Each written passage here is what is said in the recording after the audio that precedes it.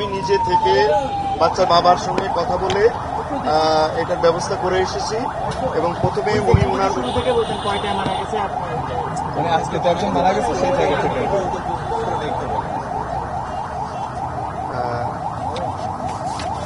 যে বাচ্চাটা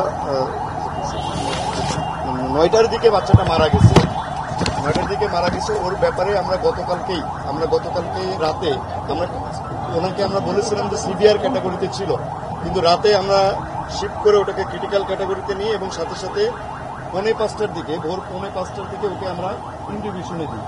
এরপরে সকাল 9:15টার সময় আসলে ওর মৃত্যুটা আমরা নিশ্চিত করতে পারি। মৃত্যুটা নিশ্চিত করবার পরেই ওর কিছুক্ষণ পরেও বাচ্চার বাবার সাথে আমরা কথা বলি এবং মৃতদেহ হস্তান্তর প্রক্রিয়াটা আমি নিজে থেকে সম্পন্ন করে আসছি। প্রথমে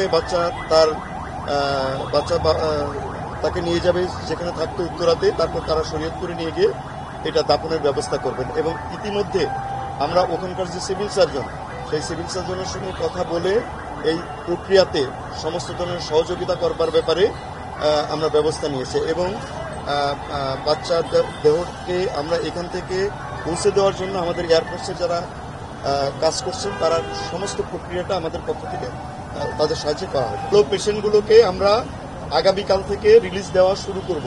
ইতিমধ্যে আজকে আমরা সকালে যে বসেছিলাম অন্তত 15 জনকে রিলিজ দেওয়ার মতো অবস্থানে আসছে, কিন্তু আমরা এটাকে পর্যায়ক্রমিকভাবে দিব।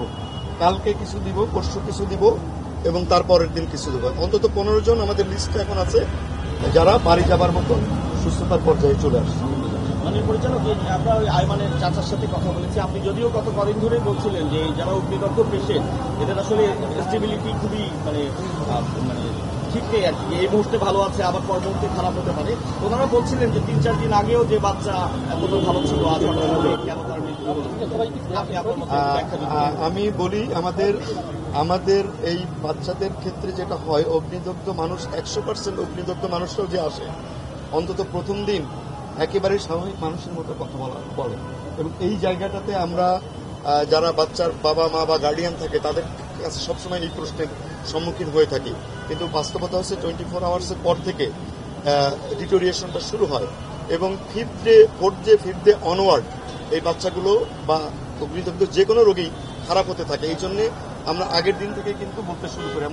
আপনারা নিশ্চয়ই আপনাদের মনে আছে আমরা গতকাল থেকেই বলা শুরু করেছিলাম যে রোগীটা আজকে সিভিয়ার আছে আগামীকাল বা 1 ঘন্টা পরে ক্রিটিক্যালে যেতে পারে এবং আমাদের ভিজিলেন্সটা কিন্তু প্রতি ঘন্টায় হচ্ছে এবং রাত 4:45টার সময় আপনারা খেয়াল করবেন, রাত 4:45টার সময় যখন তার কন্ডিশন ডিটোরিয়েট করছে আমরা সাথে সাথে তখন এন্ট্রি নিয়েছি। তার মানে হচ্ছে যে আমাদের ভিজিলেন্স সত্যি ঘন্টায় আসে, এটার প্রমাণ। 4:45টার সময় আসে, তখন ইনকিউবেট করা হয়েছে, ভালো ছিল। সকাল 8:30টায় হঠাৎ করে তার কার্ডিয়াক অ্যারেস্ট হয়েছে, সাথে সাথে আমরা সিপিআর দিচ্ছি, কিছুক্ষণের জন্য সে রিভাইভ করছে, কিন্তু পরক্ষণে আর আমরা আসলে তাকে আর ফেরত আনতে পারিনি। মানে পুরো প্রক্রিয়াটাতে আমাদের একেবারে সম্পূর্ণ আমাদের মানে নিজেদের আয়ত্তের মধ্যে থেকেই আমরা করা, কিন্তু যে বিষয়টা আমাদের আয়ত্তে নেই সেটা হচ্ছে আসলে তাকে বাঁচানোর বিষয়টা।